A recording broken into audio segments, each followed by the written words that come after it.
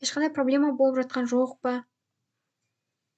Апай ортада қандай стиль екенін тап деген сұрақтар келмейтін шығар иә дейді. Келеді. Неге келмеу? Келеді негізі. Тем более негізі сіздерге стильді анықтау оңай ғой. Немесе қазір бастапқы 5 минутта мен сіздерге қазір стильді түсіндірейін.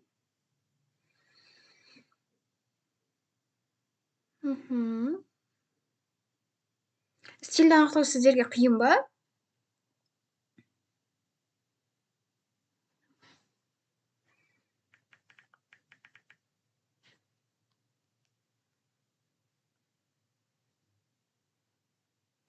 Так, бізде былай. Стиль дегеніміз жалпы негізі қазақ тілі әдебиет мамандығын, қазақ тілі әдебиет пәнін таңдап отырғандар болса, жақсы ажырату керек. Стиль деген бізде өзі бірнеше топтарға бөлінеді. Әрқайсысының бір-біріне ұқсамайтын, бір-бірін ерекшелеп тұратын мақсатты аудиториясы, мысалы біз айтамыз ғой қазіргі таңда блогерлар, мысалы целевая аудиториясы кімдерге арналған, мақсатты аудиториясы кімдерге арналған, қай жерде айтылатын әңгіме, қай жерде айтылмайтын әңгіме деген сияқты. Вот сол сияқты кез келген стильдің мақсатты аудиториясы болады, қолданылатын ерекшеліктері болады, басқа тілдік стильдеріне қараған кезде өзгешеліктері болады. Так, олардың біріншісі. Так, қазір 1 минут.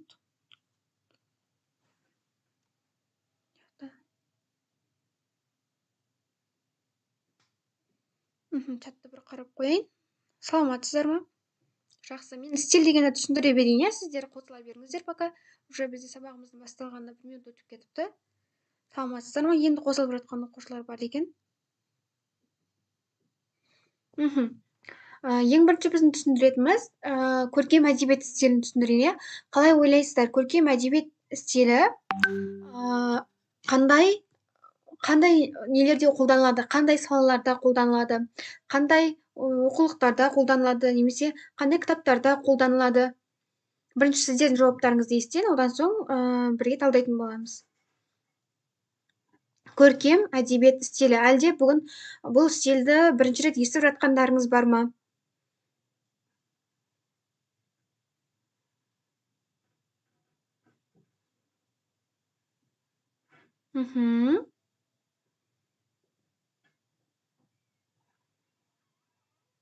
Саламатсыздар ма?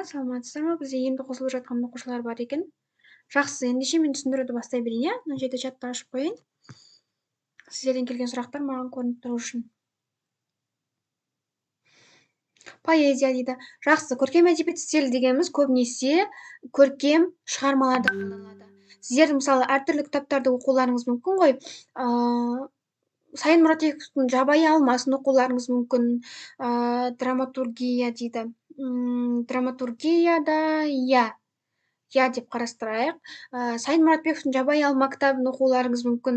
Тағы да қандай ақын емес жазушылардың сондай кітаптарын оқыдыңыздар. Мысалы, сол кітаптың барлығы да бізде көркем әдебиет стилінде жазылған. Ертең егер сіздерге оқу сауаттылығында келетін мәтін жаңағыдай көркем әдеби шығармадан үзінді ретінде келетін болса, онда ол бізге көркем әдебиет стиліне жатады. Оны біз қалай ажыратамыз?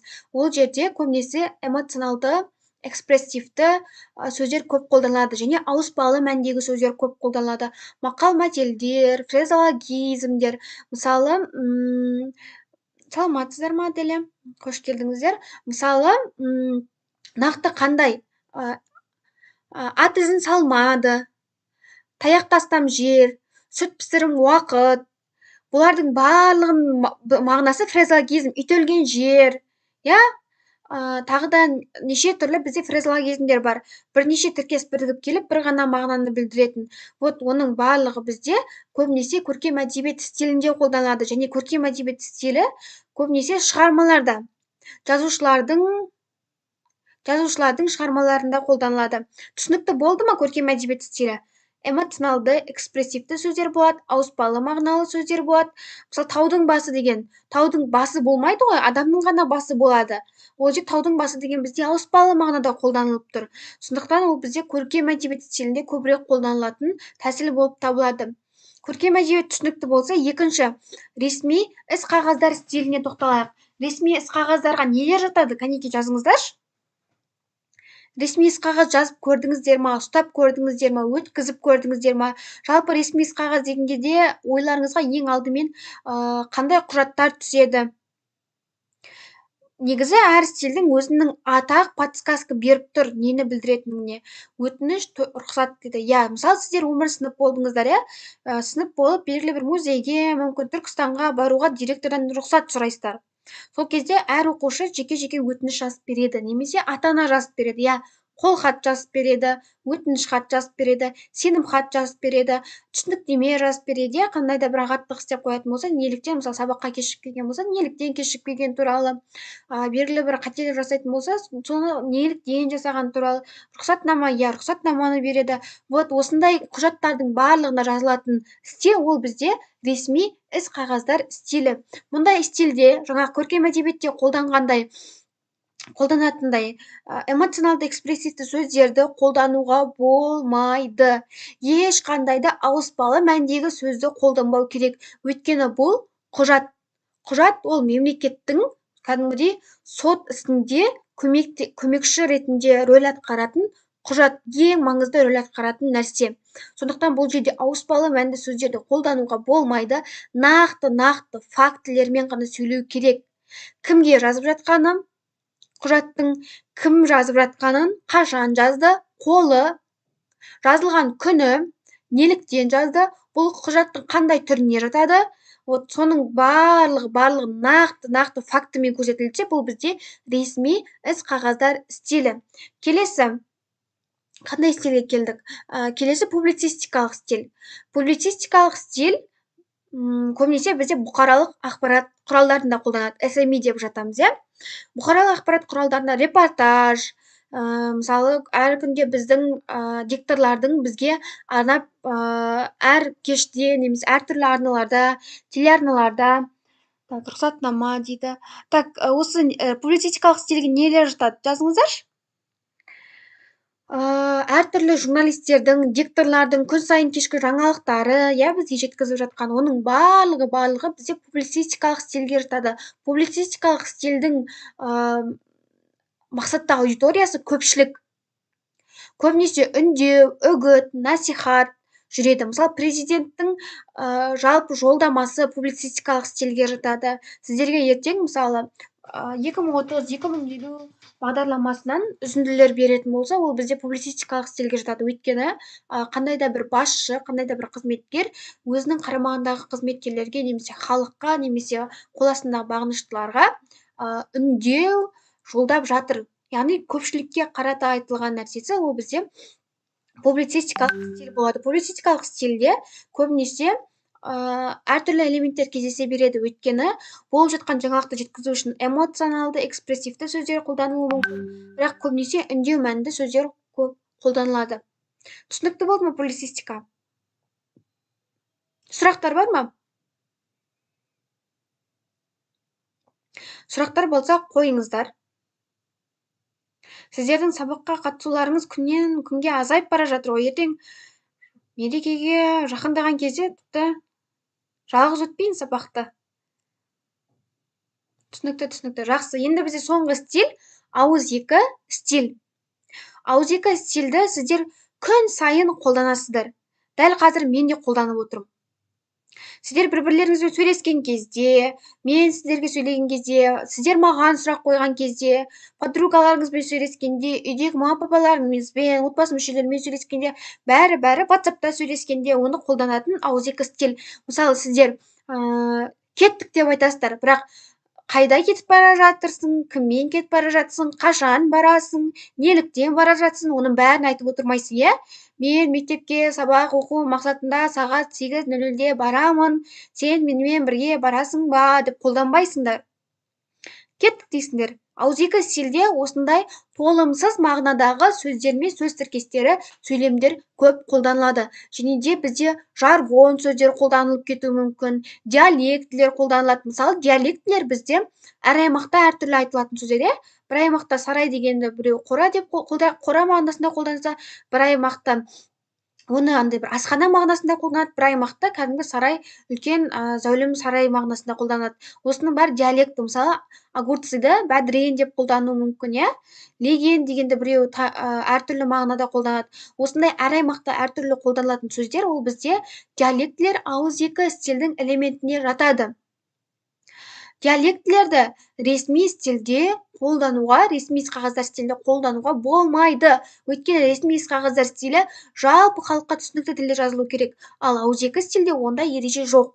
Ауызекі стилде кім қалай ыңғайлы барынша еркін, қысқа, өздеріне түсінікті тілде әртүрлі сөйлемнің құрылысын бұзып, мысалы, бастауыш бірінші орында тұру керек болса, жалпы ережеде, ал ауызекі сөйлеген кезде олардың орын тәртібін бұзып айта береді. Өйткені барынша сөйлеуге жеңіл болу үшін. Дисфемизмдер қолданылып кетуі мүмкін осының барлығы. Бізде осының барлығы ауызекі стильге жатады. Жалпы 4 стиль сіздерге түсінікті болды ма? Қай стильде қандай қиындық бар? Қай стильде сіздерде сұрақ туындады? Сұрақтарыңыз болса, қойыңыздар. Я дейді.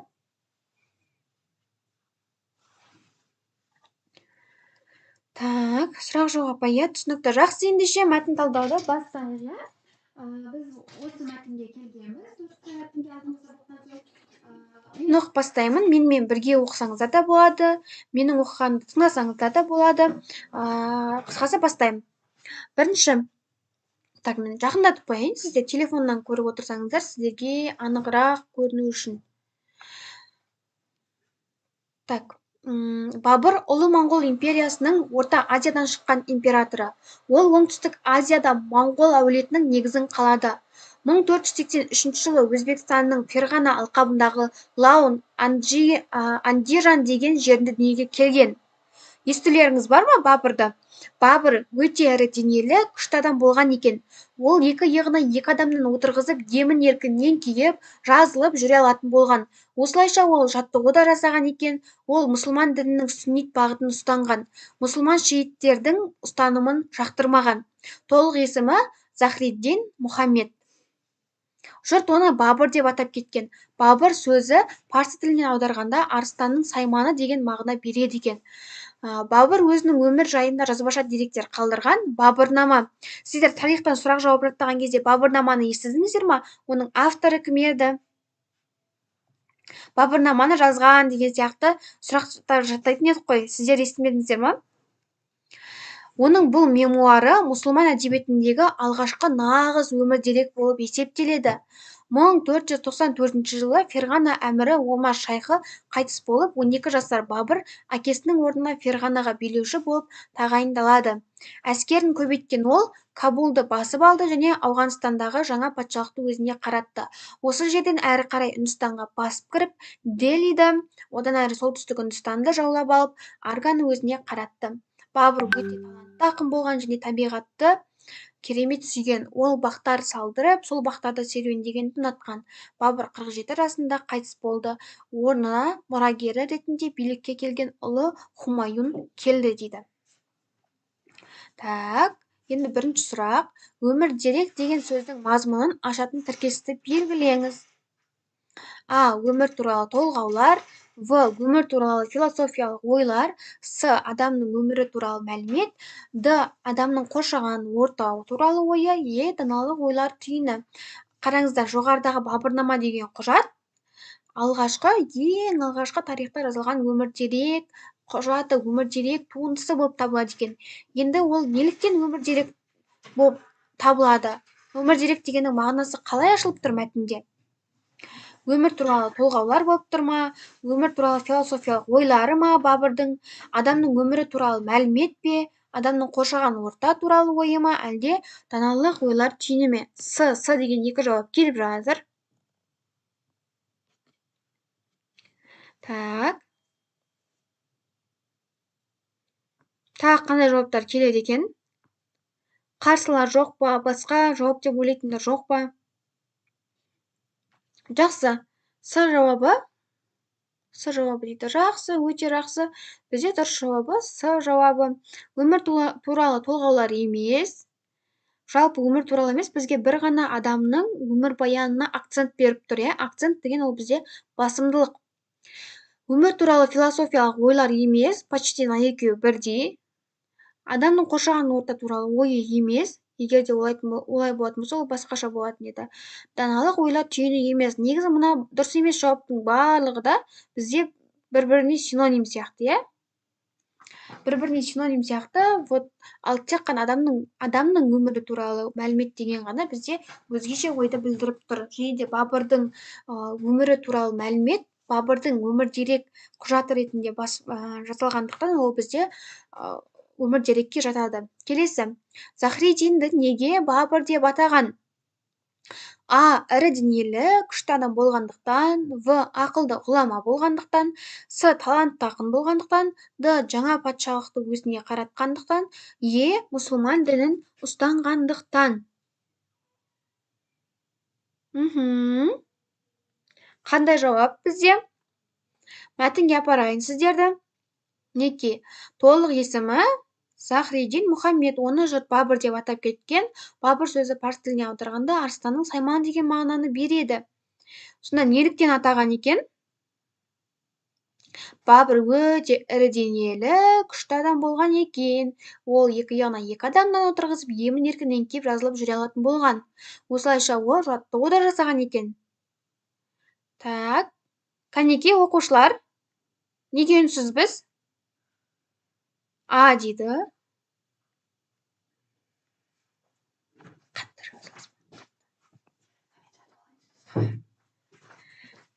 Так, А дейді.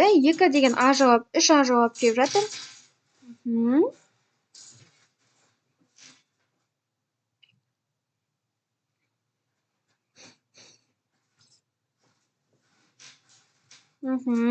Жақсы, дұрыс, өте дұрыс. Мен сіздерге кәдімгідей мәтіннің өзінен көрсетіп бердім, иә? Неліктен А жауап екен? Алдымен мәтінде мына жерде назар аударсақ, бірінші Бабырдың денелі екендігін айтқанда, одан соң барып арыстанның сайманы деген атты білдіретіндігін айтқан. Демек, арыстанның сайманы деген бізде ол енді мына жерде ақылды екенді білдірмейді ғой, арыстанның сайманы деген. Арыстан ол алып күштің символы десек те болады. Талантты екендігін білдірмейді. Жаңа патшалықты өзіне қаратқан дегенді білдірмейді. Мұсылман дінін ұстанғандықтан, мұсылман дінін ұстанғанын бізде уже мына Бабыр деген сөздің мағынасынан кейін мына бетте берген. Қателеспесем. Жоқ, оған дейін берген, қателеспесем. Осылайша ол жаттығу жасаған екен. Мына жерде екі ортада беріпті. Бірақ мұсылман дінінің мына жердегі Бабыр деген есімнің мағынасы сәйкес келмейді. Арыстанның сайманы деген мағына беретіндіктен. Сондықтан А жауабы дұрыс. Келесі. Мәтіннің бірінші бөлімінде айтылған ой. А. Бабырдың балалық шағы туралы. Бабырдың бейнесі туралы. С. Мына жерде жауап белгіленіп қалыпты ғой. С. Бабырдың жорықтары туралы. Бабырдың еңбектері туралы. Е. Бабырдың өмірінің соңы туралы.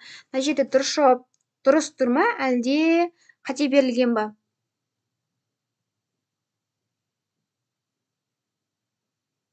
Мына жерде қате жауап тұр. Мына жерде жауап қате. Бұл бізде тек өзі қарамен қалып қойған жауап нұсқасы екен. Қайсысы дұрыс деп ойлайсыздар? Мәтінге апарайын ба, әлде естеріңізде сақтап қалдыңыздар ма? Мәтіннің бірінші бөлімінде мынаның бәрін удалить етейін. В дейді. Бірінші бөлімі бізде мынау. Осы. Неке. Қай жерде толғаны, в основном, мен айтам сіздерге всегда, қандай мағына басым, соған назар аударыңыздар деп. Қарап алдыңыздар ғой, кеттік енді нұсқаға барайық. Так, мұнда. Мәтіннің бірінші бөлімде айтылған Бабырдың балалық шағы туралы ма? Бейнесі туралы ма? В деген жауап келіп жатыр бізде. В-ны белгілеп қояйын. Бабырдың жорықтары туралы ма? Бабырдың өмірінің соңы туралы ма? Бірінші бөлімде ол логично. Өмірінің соңы туралы айтпайды ешқашан. Бабырдың жорықтары дейді. Бабырдың жорықтарының Ж әрпі де кездескен жоқ бізде бірінші бөлімде. Балалық шағынан көрі, жаңағыдай бейнесі туралы басымырақ айтылды, иә? Демек, бізде В жауабы дұрыс. Неке В жауабы дұрыс. Ең бірінші тапқан бізде ақ ниет болды, қателеспесем. Ақниет Піспекбай. Өте жақсы, өте жақсы. Бізде Балнұр жауап берген екен, Тасболатова. Құндыз Амангелді жауап берген екен. Жақсы. Келесі мәтінді қорытындылайтын цитатаны көрсетіңіз. Жақсының аты өлмейді, ел үшін туады. Өткенде мақалды табқан кезде қатты қателесем, қиналам дейтін оқушылар бар еді. Ойланып көріңіздерші енді. Осы жолы мен мәтінге апармаймын сіздерді. Өйткені мәтінге апарғаннан көрі жалпы мағынасын түсініп мақалды тапқан ыңғайлы.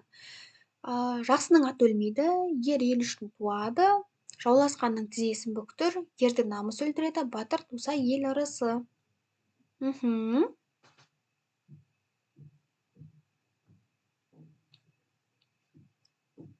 Жауаптарыңызды күтемін.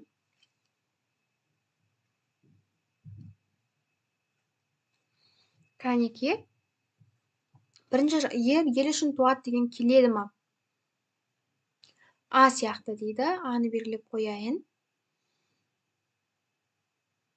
Жауласқанның тізесін бүктір деген келеді ма? Бізде батырлыққа үндеп тұр ма мәтін? Жоқ. Ерді намыс өлтіреді деген жоқ. Бізде ешкіммен қарсыласпаған, ешкіммен шайқаспаған, батыр туса ел ырысы деген бұл жерде батырлықты анау айтқандай жырламайды. Ана жерде ел үшін туады. Негізі мына дұрыс емес жауаптың барлығы бір-біріне синоним болып тұр, иә? Бәрі бір мағынаны білдіретін мақалдар. Тек қана жақсының аты өлмейді деген бізде дұрыс негізі. Неге? Себебі Бабырнама деген еңбек бар. Қателеспесем, Жалайыр елдің еңбек тарихи Рашидиде ма кездеседі. Егер сіздер тарихтан жаттаған болсаңыздар, жазыңыздаршы комментарийге. Бабырнаманың авторы кім екендігін, немесе кімнің еңбегінде кездесетіндігі. Жақсының аты өлмейді. Неге? Өйткені оның ерліктері, жаңағыдай өмір деректері артында мұра болып қалған екен. Жақсы, келесі. Бесінші мәтін қысқа екен, жаңаға қараған кезде. Так, бұл адам 7 рет өлім аузынан аман қалып, кейін лотереядан миллион ұтып алған. Хорваттық музыка пәнінің мұғалімі Франия Силакты The Daily Telegraph басылымы ең жолы болғыш адам деп тапқан. 1962 жылы ол отырған пойыз рельстен шығып, бірнеше рет аударылып суға құлаған, 17 адам қаза тапқан. Селак сынған қолымен жағаға жүзіп шығып аман қалады. Жыл өткен соң Селак Загреб-Риека бағытта ұшатын ұшаққа мінеді. Әуеде ұшақтың есігі жұлынып, 19 адам қаза табады. Селак жиналған шөптің үстіне құлап аман қалады. 1966 жылы ол отырған автобус апатқа түседі, 4 адам қайтыс болады. Селак жеңіл жарақат алады. 1970 жылы Селактың жүргізіп келе жатқан көлігі өртенеді.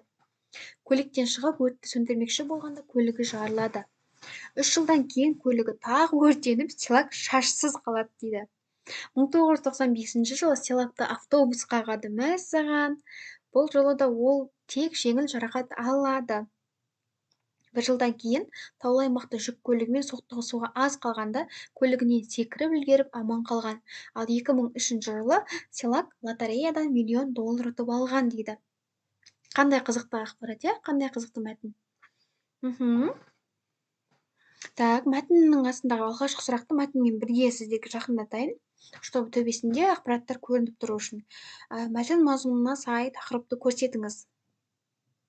$1 миллион, хорваттық адам, өртенген көлік, жолы болғыш адам, жеңіл жарақаттарды, уже дау жоқ, ты екендігіне. Өйткені мынаның барлығы кішігірім бөлімдер айтылып жатқан, ал ең негізгі ол мына жерде. Ең жолы болғыш адам деп тапқан деп. Жақсы, бұны уже талдаудың да керегі жоқ. Өлу сөзінің эфемизмін көрсетіңіз. Эфемизм мен дисфемизмді ажырата аласыздар ма?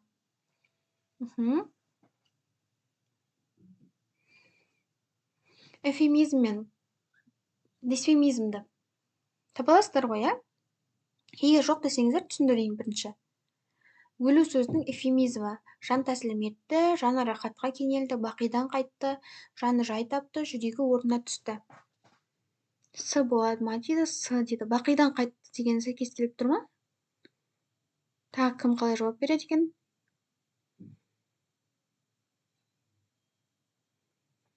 Енді бір алыс таныстарыңыз немесе туыстарыңыз қайтыс болған кезде өлді деп айтпайды ғой. Әртүрлі айтпай жаны рахатқа кенелді деп айтпайды, иә? Ол вообще өлу деген мағынаға сәйкес келмейді. Бақидан қайтты деген ол бақидан қайтты деген ол тіріліп келді деген сияқты мағына ғой. Бақиға қайтты болса, ол уже бақидан болып тұр бұл жерде. Жаны жай тапты. Жаны жай тапты деген ол уже қайтыс болып кеткен адамның қандай да бір өсиеті, артында қалған арман тілегі орындалған кезде айтады.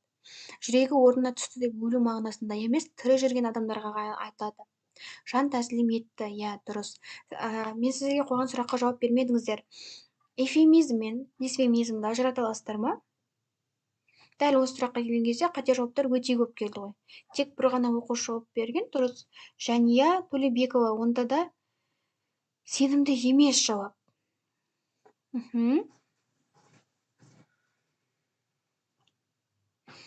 Жақсы, мен онда кішігірім түсіндіріп өтейін, иә, эвфемизм мен дисфемизмді. Я болса жоқ, я болса я, жоқ болса жоқ десеңіздерші, жандарым. Жақсы, эвфемизм дегеніміз ол дисфемизмнің антонимі. Мысалы, біздің өмірде қолданылатын әртүрлі тіркестер бар. Бір адамды ұры деп айту мүмкін, иә?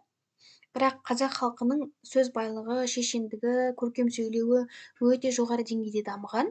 Мысалы, орыстарда, ағылшындарда қалай бар, по факту солай айтып салады.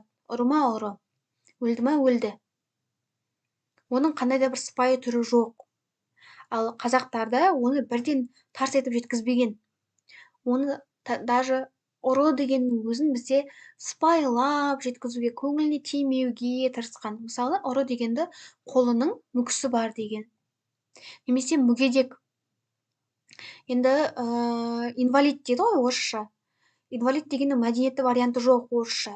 Ол тек солай қалады. Ал қазақтарда мүгедек дегенді басқаша жолмен айтқан, иә? Жеңіл, жаңағыдай адамның көңіліне тимейтіндей, аяғының мүкісі бар, құлағының мүкісі бар, қолының мүкісі бар деген сияқты. Ол бізде жаңағыдай мүгедек дегенге қарағанда барынша адамға жеңіл естіледі. Мысалы, өлді деген ауыр естіледі ғой, өлді.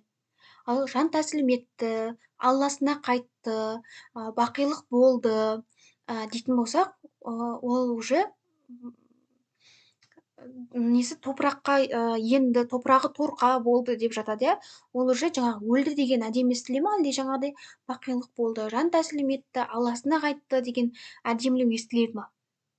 Демек, жаңағыдай кез келген ауыр сөздің бізде жеңіл, көркем варианты бар. Қазақ тілінде естеріңізде болсын, қазақ тілінің ерекшелігі сол.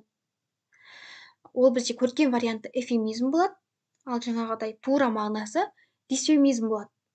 Бұл көптеген тілдерде бар құбылыс емес. Жаңағыдай тік мінезді, қалай бар, по факту солай сөйлейтін, ағылшындарда, америкалықтарда, орыстарда көбінесе бір ғана мағынасы бар сөздердің, ал қазақ тілінде бір сөздің әртүрлі жолмен жеткізетін 10 шақты мағынасы болады. Түсінікті ма? Сіздер мысал келтіріп көріңіздер, қандай нәрсені ауыр жеткізіп алмау үшін, мысалы, мыжың деп айтады, иә? Көп сөйлейтін адамды мыжың деп айтады. Ал оны эвфемизм түрде қалай жеткізесіздер? Көп сөйлейтін адам болса,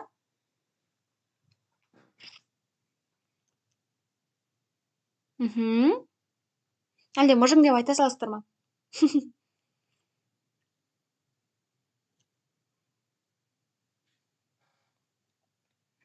Сөз уар екен, сөзге құмар екен, немесе аңқылдақ екен, немесе өмірі ауыз ашып жүретін адамды енді ашық ауыз демейді ғой, аңқылдақ, аңқау, ақ көңіл екен деп жатады, иә? Вот осының бәрі бізде эвфемизмге жатады. Түсінікті болды ма, қыздар, жігіттер, эвфемизм, дисфемизм деген? Сіздер бірнеше мысал келтірсеңіздер болады. Так, что-то тынышпыз ғой. Түсінікті дейді.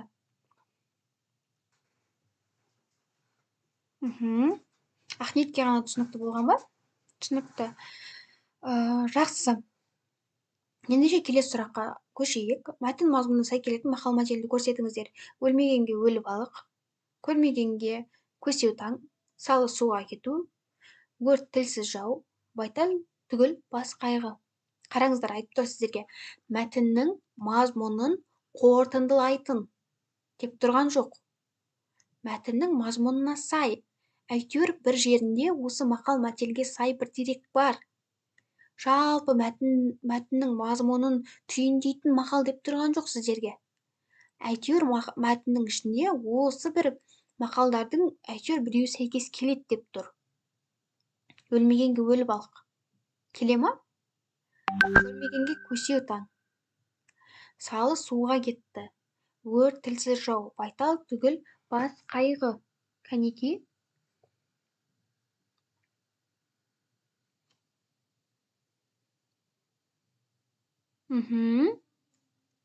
Қандай жауап келеді екен сіздерден? Қиындау болып тұр ма? Өлмегенге өлі балық деген келмейді ғой. Өйткені ол қаншама өлім аузынан аман қалды. Соңында приз алды. Өлі балық ол бізде приз мағынасында жұмсалмайды. Дұрыс па? Тірі балық болу керек мына жерде мағынасы. Өлмегенге тірі балық деген сияқты. Ол дұрыс емес. Көрмегенге көсеу таң. Жоқ, бұл да келмейді. Айтып тұрмын ғой сіздерге, мен сұрақты әдейі түсіндірдім. Мәтіннің мазмұнын қорытындылайтын емес. Әйтеуір мәтіннің мазмұнының әйтеуір бір жерінде бар мақал. Дейді. Өйткені қараңыздар, жаңағы Силактың бірнеше рет өлім құша жаздауы бірнеше рет өрттен болған. Шашы жанып кетеді емес па дейді. Ол бар. Машинасы жанып кетеді. Жүк көлігі өртеніп кетеді, жаңағы жеті рет өлім аузында қалудың 4-5-еуі өртке байланысты.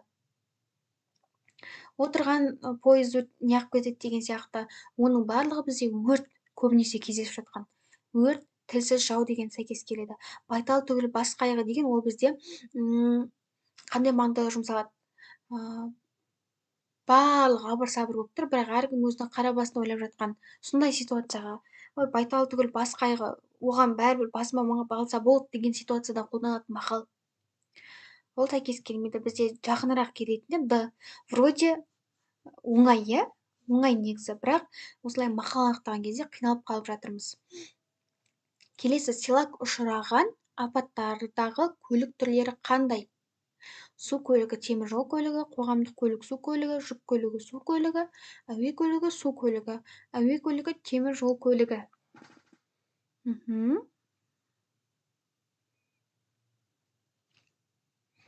Апатқа ұшыраған. Сіздерге айтып тұрған жоқ өртеніп кеткен деп. Аварияға ұшыраған. Дейді. Өте жақсы Құндыз. Өте дұрыс жауабы әуе көлігі бір апатқа ұшырайды, сосын ол шөпке құлап аман қалады. Темір жол көлігінде қолы сынып, бір сынбаған қолмен қателеспесем жағаға жетіп, жүзіп жетіп аман қалады. Жауабы бізде дұрыс. Келесі мәтін, баяғыда таудың қиясын мекендеген бір ерекше қасиетті ана қыран өмір сүріпті. Өзгелерге өрлігі мен өнеге болған әлгі бүркіт бір жылы өмірінде бірінші рет 3 балапан басып шығарыпты. Балапандардың қанаттары қатайып, ұясынан ұшып шығуына аз уақыт қалғанда, бүркіт 3 балапанын уысына қысып, теңіз төсіне алып шығыпты. Ұшып келе жатып, ол өзіндік өмірге қанат қаққалы тұрған балапандарынан соңғы рет сынақ алып, былай деп сұрапты. Қанаттыға қақтырмай, тұмсықтыға шоқтырмай, мәпелеп бағып қаққанымды жақсы білесіңдер. Ертең өскесін осының өтеуі ретінде маған қандай жақсылық жасайсыңдар? Біріншісі айтыпты, анашым, сенің ақ сүтіңді ақтау үшін қолымнан келгеннің бәрін жасаймын. Мен сені өмір бойы қанатыма мінгізіп алып жүрем. Дүниенің 4 бұрышын түгел аралатам. Таңғажайып тамашаларды көзіңмен көретін боласың. Бүркіт басын шайқап, уысындағы балапанын теңізге тастап жіберіпті. Бірінші балапан теңіз тұңғиығына батып кете барыпты. Сосын екіншісіне бұрылып, ал сен не айтасың депті. Анашым, мен сені ел аралатып, босқа әуре қылмаймын. Ғаламның барлық кереметтері мен қызықтарын алдыңа әкеп берем. Ішкенің алдыңда, ішпегенің артыңда болады. Бүркіт тағы да басын шайқап, уысын жазып жібергенде екінші балапанда біріншінің соңынан кете барыпты. Бүркіт үшінші балапанына бұрылып, жарықшақ толы дауыспен былай депті, ал сен мені қалай жарылқамақсың? Сонда үшінші балапаны былай деп үн қатыпты: «Анашым, өтірік қанша тәтті болса да, саған ащы ақиқатты ақтармасқа амалым жоқ. Маған жасаған жақсылықтарының шеті де шегі де жоқ екенін, оны өтеуге менің барлық ғұмырым жетпейтінін жақсы білем. Дегенмен, менің өмірім сені әлемді аралатуға да, сан түрлі ғаламаттарды алдыңа әкеліп келуге де арналмайтынын айтқым келеді. Мен сенің маған жасаған жақсылықтарының барлығын өз балапандарыма жасау үшін өмір сүретін боламын. Кәрі бүркіт сонда ғана көкірек кере терең дем алып, біздің әулет аманатын алға апарар, қыран деген атқа лайық бола алар ұрпақ туылғанына көзім енді жетті деген екен.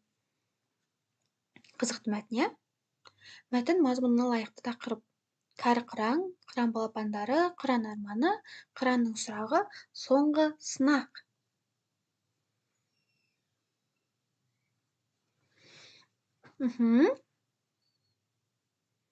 Жауап берсеңіздер.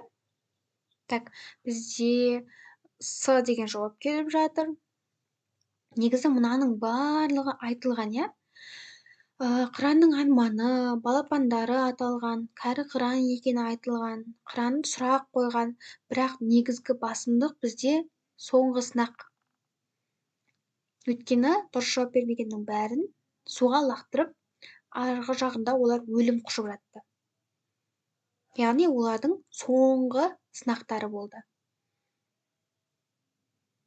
Неге?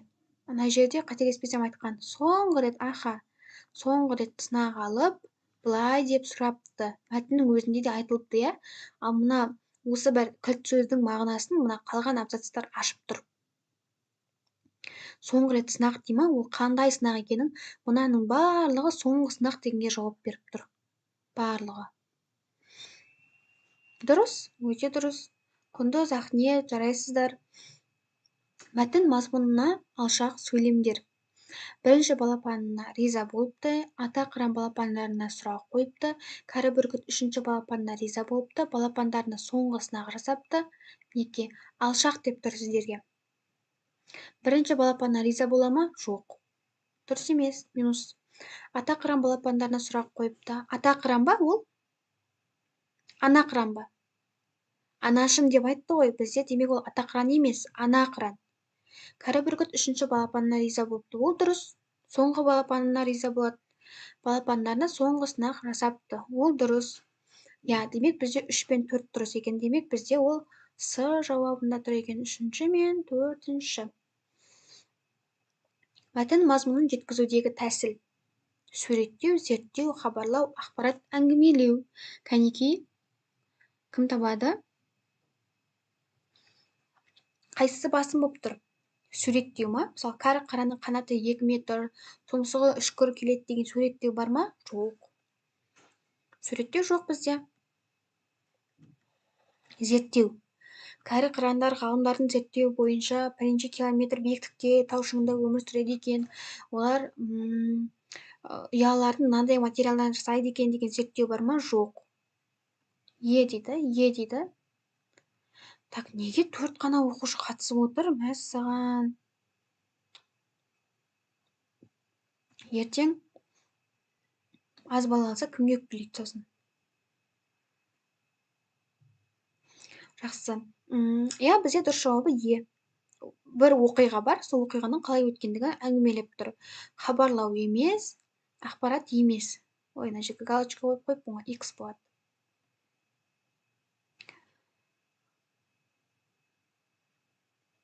Ал жауап беріп отырған 2 ғана оқушы. 4-теудің 2-еуі ғана қатысып отыр. Мәтіннің соңғы бөліміндегі қыранның сезінген күйі. Күйінішті дей ма соңында? Жоқ. Күйінбейді ғой. Ризашылық сезінеді. Алаңдаушылық сезіне ма? Жоқ. Рахмет, Құндыз. Настроениемді көтеріп қойдыңыз ғой. Бастысы сол мен де уайымдап қалам, оқушылар аз кіргендіктен сабақ что-то сапасыз өтіп жатыр ма, или менде қандай қателік кетіп жатыр деген сияқты. Егер қандай да бір қате немесе дұрыс емес өтіп жатқан жерлерім болса, маған ескертіңіздер, иә? Оқу сауаттылығы болған соң көбінесе тақырып емес, осылай мәтін талдаймыз, практика болады. Сонда да ескеріңіздер, иә? Яғни скучно болып жатқан жерлері болса. Дегбірсіздік емес, лажсыздық емес. Ол бізде Ризашылық В жауабы. Мына жерде В жауабы. Аха, дұрыс. Бүркіттің балапандарына сынақ жасауының мәнісі.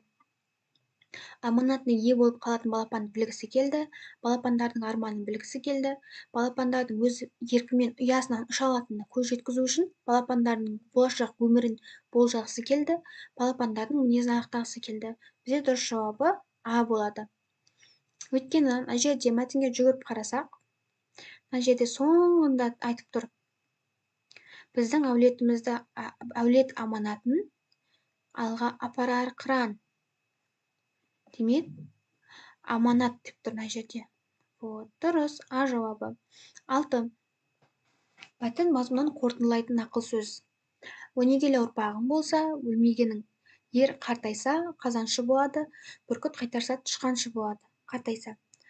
Қара құс басып жейді, сұңқар құс шашып жейді. Қаршығалыға қоян кездеспейді, шарақтыға жау жолықпайды. Ата балаға сыншы дейді.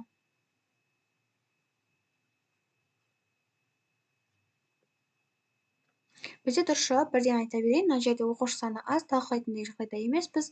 Өнегелі ұрпағың болса, өлмегенің, яғни артынан қалатын ұрпақтың қандай болатындығына назар аударып тұр, иә? Жақсы. Келесі мәтінге үлгереміз ба? Мәтін ұзақтау екен.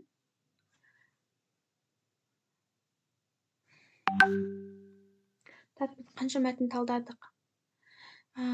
Келесі мәтінге үлгермейміз ғой деймін, иә? Ендеше келесі мәтінді келесі сабаққа қалдырайық, өйткені 5 сұрағы бар екен астында. Сұрақ жауапқа уақыт қалдырайын. Так, қандай сұрақтарыңыз бар? Барлығы түсінікті болды ма? Қай мәтіндегі жауапқа келіспейсіздер? Сол туралы айтсаңыздар.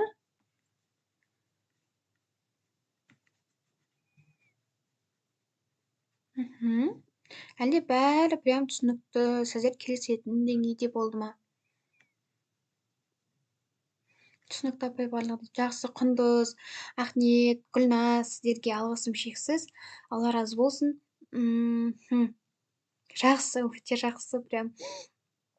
Тағы да 6 оқушы, қазір 6 оқушы отыр екен. Қалғандарының аты жөндері мысалы маған көрінбей тұр, тек комментарий жазғандарды көрініп тұр да. Вот, жаңадан бері қатысып отқан Ақниет пен Құндыз сіздерге ерекше алғыс білдіремін. Бізде нәтиже білесіздер, 100% нәтиженің 50% мұғалім құйса, 50% оқушы құяды.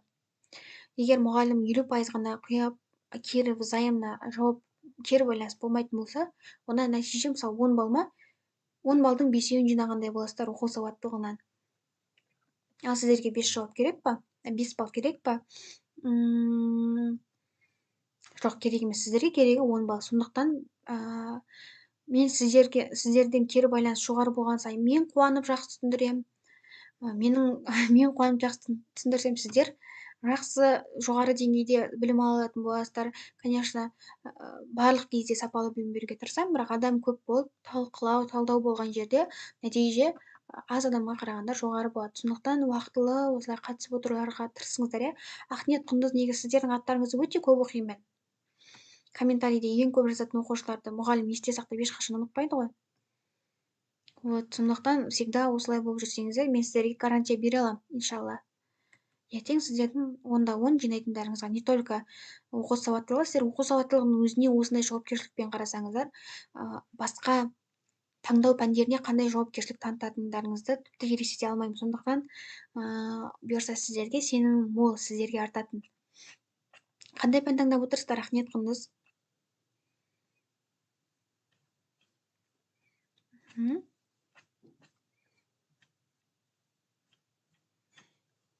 Я, иншалла.